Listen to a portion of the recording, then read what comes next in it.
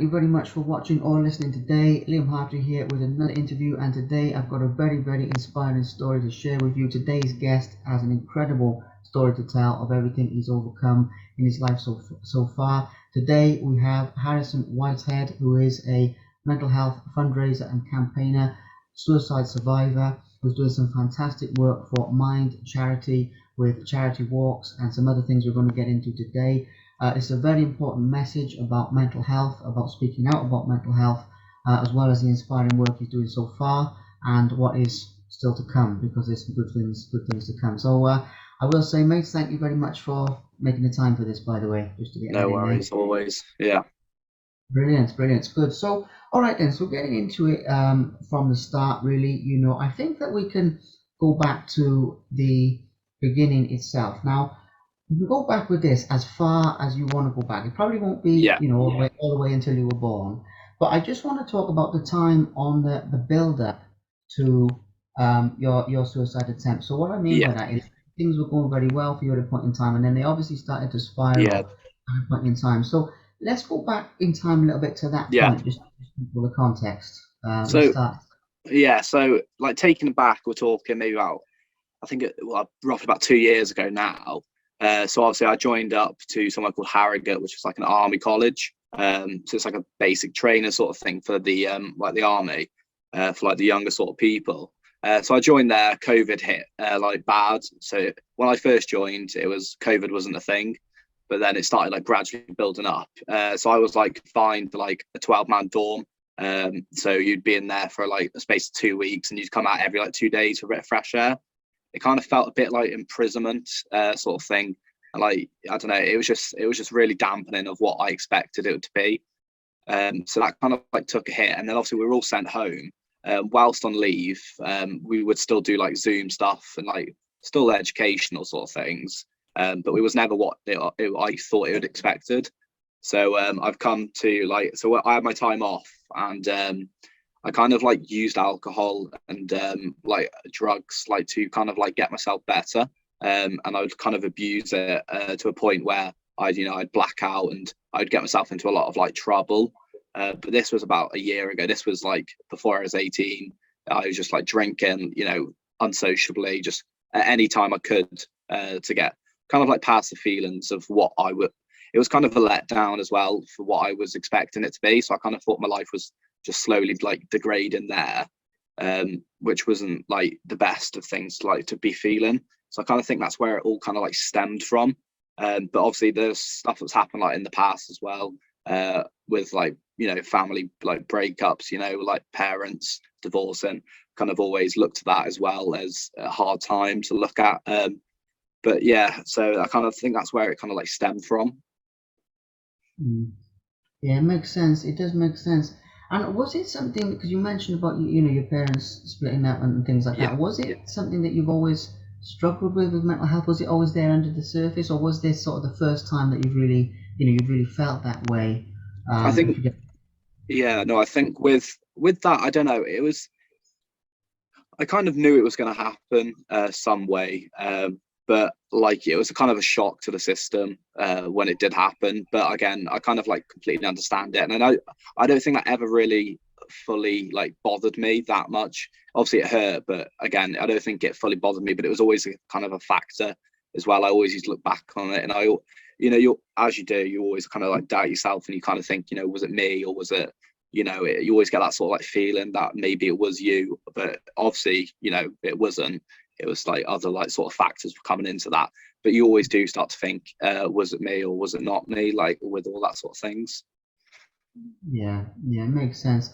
Yeah, And obviously, coming to now, just to be clear on this, when we come to what actually happened and the suicide attempt, with this, I don't like to dwell on the negative situations. What I'm doing here is sort of highlighting the contrast of yeah, how bad it got to how it's getting better now, yeah, and sort of, exactly. Yeah, because obviously I don't want to go into all of the nitty gritty, because I'm not like a tabloid or anything. I just want to show yeah. people how you go from negative to positive. But in order to do that, we have to talk about the attempt itself. I don't know how easy it is for you to talk about. I mean, No, it's yeah, I could talk about it. Yeah, I know it's still quite a brave thing to put it out there, though. If you don't yeah. mind me saying, I respect that a No, lot. no, Speak I out. appreciate it. Yeah, in terms of attempting to take your own life, Yeah. what actually happened? Can you walk us through what Yeah, actually of happened? course. So it was kind of a build up. It come to it. It was basically like a couple months is where it really started to hit low. So I kind of bottled it all up from that what I was talking about before. I bottled it up, and then it started kind of like leaking out again, and I started getting really badly. I would like normally just sit at home and do nothing. But it comes to the day when I would I don't know. I was just sat there and I felt really lonely, and I thought I kind of all my thoughts were just hitting my head, and I had nowhere to go. So yeah, so I think it was in the evening. I just started taking like paracetamol. I just started just taking small doses, until I think I took about I don't I think I took maybe like 15 paracetamol just to start off with. But then I went out with my mates, a couple of my mates just to chill with them for a bit. I think I told a couple of them, and they were like, they were trying to tell me not to, and you need to just like get some help and all that, which is like obviously what friends are for. Which I didn't take their advice at that point because I was obviously in my own head. I was just trying to like work it out myself what I was doing. But I did return back home, and I did take more paracetamol. I'm not sure how many I took in the end. I think it was in the 20s. But yeah, I just started feeling like a lot of like just like I don't know, my body temperature was changing rapidly from cold to like warm. So we did call up like the ambulance, and like the hospital, and like the 909, which they advised they need to just check like the symptoms and all that. But at first they didn't say to go to hospital. They said that if there's you haven't got like the certain side effects, so we just thought it'd be okay, and you'd get over it. But anyway, my mum got a call back in like I think it's about 6 o'clock in the morning, um, from the 111 saying that he needs to get brought in to the hospital. So I don't know what happened in that space of time, but yeah, so I got taken into the hospital, and then I was like placed on like a drip into my hand. I think they were pumping something in. It was basically just to save my liver from like degrading and just going. But yeah, when I was there, the pain I was feeling, like my stomach and like just in my whole entire body, I just thought everything was shutting down. And I was like throwing up like just pure like yellow, just like toxins all in my body, and everything was just rejecting everything, and it was just yeah, it was a quite panicked like situation for me and like a very painful time. Mm. Yeah, I mean it does sound obviously terrible, something to go through. Were you at that time? This is the last question about it before we move to Yeah. sort of the recovery. But at that time when you were, when you were taking them or after, were you sort of in and out of consciousness, or did you black out? Were you aware that you might actually pass away from this after taking them, type of thing? Because you were taking um into the I think so. when I was taking them, I kind of I kind of felt numb to everything. I kind of didn't care like what was going to happen. I just Mhm, wanted to, I mean, I just wanted to just like practically just end it. mhm, But I didn't know of how to, so I was just using that as that. But when I got to the hospital and I was in like proper pain and like, I'd seen at this point how my family had seen, like obviously they've seen me like that. It kind of started got me thinking, it wasn't really the right thing to do, and I was scared at points whilst I was there for my life. But again, the hospital staff they were all like reassuring, and they managed to like help me and get me feeling better as well. That's good. That is good that you had some support, and Yeah, because it's a very lonely place to be with mental health, and it's one of those things that from a lot of people I know, as friends of mine, as people in my extended family, so I yeah, sort of get some idea how it goes. Even if they're not alone and people are trying to help them, it has a really isolating feeling to it. So yeah. I can totally get my head around that. And obviously, the only other thing to mention there is the reaction of your friends and your family. I mean, obviously they'd be upset and things, but how were Yeah. people sort of rushing in to see you, or what was the? Um, so at this point, at the hospital, no one could actually come in apart from my mum, because obviously COVID and all that. But again, it's like once I came out, I think I was in there for 2 days. I think once I come out, they were all like rushing like to speak to me. And prior to all this as well, my friends were always there for me. They would always rush to me if I had ever said anything like what concerned them. They would all rush to me and make sure that I would feel like loved and comfortable, which again, all props to them who have helped me. and family as well. You know, they were at that just absolutely great as what family should be. They were all supportive of what was going on. Again, you know, it obviously would have scared them to see their like obviously son go through this, but again, you know, I kind of see it kind of made me to the person I am today, and it's kind of like given me that time for like to eligibly like help people and show them that, you know, they can actually, you know, work their way through it, because I feel like if I can do it, you know, anyone can do it. Yeah, 100%, which is a big part of, well, it's the main reason really for wanting to do this talk Yeah, today, because it really shows what's possible. And that's obviously the bit to move into next is at what point did you start to realize, you know, because obviously you must have gone through a recovery process, and yeah, during that process you must have realized, you know what, something about this, I can help people with this, other people don't have to give up, they don't have to yeah, feel that way. So can you talk us through how that started to develop in your mind that, you yeah, know, of course. Yeah. So I was getting contacted by Mind, and I've spoken to them on numerous occasions, and they've always like they kind of brought me out of my shell as well, and they would like, you know, made me feel somewhat that people actually want to care and want to listen to me. And so, you know, I kind of always admired how they've, you know, helped people. And so I kind of always struggled to try to find like a purpose for me. Like what was the purpose in my life? That was kind of the main stem of what actually happened. But I kind of seen it as, you know, can I turn this bad and what's happened into a positive? So I've always like, and I've always seen that people have been like, you know, mental health and how it affects people as well. So I've always kind of like thought, you know, what can I do to help? And I've always tried to help my best with people. I've always been that person to try and, you know, spur them on to do more. So I've kind of I've kind of like adapted, you know, my sort of story to kind of relate to a lot of other people, and you know, try and stop stuff before that it does happen, in the best way that I possibly can as well.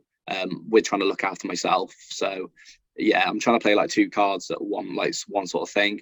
But you just try your best, and you know, a lot of people do appreciate the help as well. Yeah, they do. And as I mentioned before, you know, it's amazing what you're doing, you know, in the world that we live in. I mean, mental health's always a big thing anyway, but Yeah, especially with COVID as well, I think it's actually made it worse for a lot of people, like, yeah, you know, like definitely. yourself, like what you went through. It's really hit people up with that. So the timing as well is amazing. Talking about, we're getting to the charity walks and things like Yeah, that in a moment, and you know, we'll really delve into that. Before we do, when you were recovering from this during that time, were you having like with Mind? Is it sort of like counselling? Is it sort of like what sort of thing are they doing so with with Mind, you can kind of like pick of what. So they've given me options of like whether I wanted to go in, you know, and have a coffee and a little talk or something like that.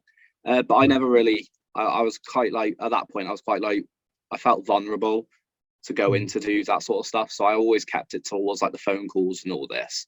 So I'd only speak on the phone to them, and you know, and like just, you know, like chatting to them, and they would kind of like show me, you know, it's just like that person there to sit there and listen to you, and it does really like help. And I never thought I really had that when I was going through my stuff, but obviously, you know, looking back on it, I did. It's when you're in that situation, you're quite numb to the feeling, so you won't actually know that they're trying to help you.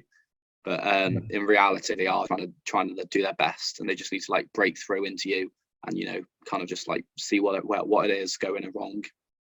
yeah. Yeah, they are an amazing charity, an amazing organisation, and you know, props to them for what they do for so many people.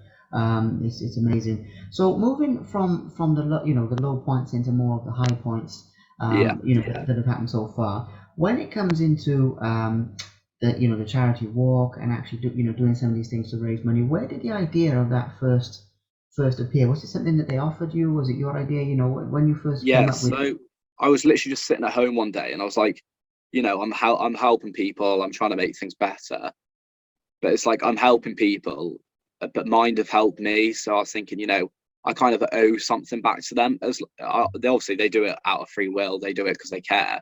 But I always thought, you know, maybe I need to give something back. So I've always just thought, you know, and maybe as well, that's what I thought is if people can watch me conquer something, a challenge, maybe that might inspire others to like step up and talk about how they're feeling.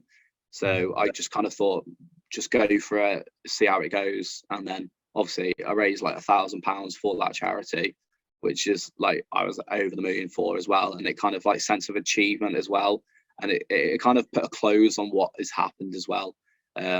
throughout it. It was kind of like a little full stop at the end of that paragraph, or that chapter of my life is what kind of happened, and it helped a lot as well for me. Amazing. And obviously, talking about the walk itself and your experiences with that, I really want to just touch on that for a moment because I think it's amazing. Now, if I'm not mistaken, it's 20 miles you walked. Correct me, because I was reading the reports on this when I was getting ready. From Shrewsbury to Wrekin, is it? Am I pronouncing that right? Yeah, the Wrekin. Yeah, it's like a hill. Yeah. Yeah. On Boxing Day, and as you mentioned, you raised more than £1,000. So with this, this was something that obviously it's a long way, 20 miles. It's amazing. It takes that endurance. It takes skill to do that. So I just would like to touch upon the walk itself and what you were sort of thinking, feeling. Some of the sights you saw. Anything you'd like to share really about what it was like to actually do it, basically. No, definitely. So how I first started, I got up, just getting ready for it, and I had so much, like I got like a lot of messages that day from people spurring me on to do it, which helps like so much. Like it kind of pushed me that extra mile to keep going and going and going. So I started my walk, I think it was about 8 o'clock in the morning, and I just kept going and going and going. I was walking past and I picked that route specifically because you go past a lot of like sort of like historic buildings. You've got the where is it? I don't know what it's called now, but it's like a huge like building on the left. I think I got a picture of it somewhere. I'll find it. But it was like it's called Aston Park, and like you can just view it from there. And like in the morning, it was like all like foggy and all that, and it was just lovely to see. But like I just kept getting messages whilst I was walking, and the amount of like support I was getting, it was just like amazing. It literally made me go from mile to mile to mile and just keep going for it. And once I got there as well, it was a sense of relief. And a couple of my friends were waiting for me there as well. So I just sat down with them for a bit, and they pep talked me, and they were like, right, you can do this, you can just absolutely keep going. And I was like, right, brilliant, let's go. So like, on the way back as well, I walked just the same route I did back. So obviously I won't get lost, that would not end up well. But so I just walked the same route back, and then a lot of people, and then some like cars were coming past and they were beeping, I think they were my mates as well. So that like support as well, just on the way back, just in the last couple of miles, it like helped a lot as well. And I kind of ended it as well at the 20-mile area at my nan's grave as well. And I kind of thought that was quite like nice as well to end it there. And I kind of sat there for a while and just spoke as well, and just kind of just all breathed it in and just kind of like reflected on what's happened. Yeah. Well, it's an incredible achievement, first of all, and it's not just an achievement physically, but it's an achievement on all levels for you. Mentally, emotionally, of how far you've come from, the lowest of the low to coming back up to a real high point, which I think is incredible, and it really inspires people. Now, with this next piece, you'll have to correct me on this, because I'm not sure the time scale of this bit, but at the time of the reports that I was reading, I think one of them was in, funny enough, a Shropshire paper and different things. They were talking about you setting this new goal for yourself for a 45-mile walk and that kind of. Now, can you talk to us about actually where that is at the moment? So the 45-mile walk was supposed to be on the 13th of this month, but obviously there's been a couple of family issues and like problems what's gone on, so I've kind of delayed that, but I've set a new date for that. That's in June. That's July the 13th. I've set that to, so it gives me another 2 months to fully like recover properly and just to get myself prepped and ready for that. But so it's from Cardigan, which is, I think it's about South Wales, I'm pretty sure. It's below Aberystwyth, just down towards there. So I set from Cardigan, I'm going to do 22.5 miles a day. So I've worked it out. So from Cardigan, it's to Newquay, which is just below Aberystwyth as well, but halfway. And I'm going to stop over there for the night, prep myself again, and then go again. And then I'm going to end up on Aberystwyth, like right by the castle, to like end it there, and hopefully have like some people there waiting for me. Amazing, yeah. Well, I will tell you something there as well. I mean, bear in mind I'm from Wales, so where you're going to walk there, beautiful area first of all. I think you'll enjoy that. Like you did the last time. But as well as that, it's going to be another thing that will inspire a lot of people and have a big impact on people, which is what Yeah, you do, showing people what's possible. Now, exactly. obviously, with that, that's your main future plan at the moment. But in terms of talking to people one on one, or doing anything else like that, or in any ways that people can reach you for advice about mental Yeah. health. I know they can speak to Mind, and I know there's some great people. But if there's people who've heard your story, they want to reach out to you. Um, what is some of the best ways they can do that? Are you doing anything with that at the moment, like counseling people, or are you just sort of talking to them on social media? Because Yeah. what I'm getting at is I can see from this there'll be a lot of people who think, I've heard Harrison's story, I want to talk to him, I want to reach out to him. So what's the Yeah. best way that people can do that if they do want Yeah, to? so I currently don't have any like sort of like anything like professionally set up, but I have Facebook, which a lot of people do contact me on. So from like the Shropshire Star posts, like a lot of people do contact me through that. I have like all other social medias as well, which I do get contact through a lot from. But yeah, no, on my Facebook, my number is on there, so I always give that willingly out. So if anyone does want to drop a message or even a phone call or something like that, just speak to someone in a time of need, which my phone's always on and I always have time for as well. So that's like my main sort of like focus. And I also do want to go like into like sort of like schools as well, and like the year 11s, sort of that area, Mm. because they obviously go through a hard time for year 11. GCSEs, a lot of stresses, and how they can deal with that properly and like efficiently as well, and also for them as well, just to kind of have someone who's been there recently in that sort of area and that they can sort of relate to as well. Yeah, I think that would be brilliant, to be honest, just personally, because listening to you here, you're a very good speaker. You're very eloquent, you're very clear with Yeah, what you put over and how you describe things. So I could actually see you doing like public speaking or something like that in my mind's eye, to be honest, yeah, because no, thank you. however, I don't know if it's something you'd want to do, but like you mentioned, going into the year 11s, and it sounds like you Yeah, do. So I could definitely see you doing that sort of telling your story, inspiring people yeah, in these public forums. So that's something to consider. Last couple of things then, yeah, before we wrap it up, is obviously you mentioned that people can contact you. With this, it has it'll have quite a wide reach. So when I put this out there, it'll go all over the place. So if there are people listening to this who are struggling with mental health right now, at the time of listening, I'd like yeah. to give them some words of advice from you as well. In other words, what you would say to them, forget me, like if you're just talking to them for a moment, what you Yeah. would advise do if they're really struggling right now. I think if struggling, it's not like you're not alone, and that for them, that what they can do best is, I always think, set yourself some goals and to help yourself, so that you're not just going through life like you just normally are. You've always got that goal there to just reach for and just keep trying and giving yourself, a sense of achievement. For when you hit that goal, you make another, make another, because these little goals will turn into a big goal. And, in a couple months' time, you could be in a whole different area.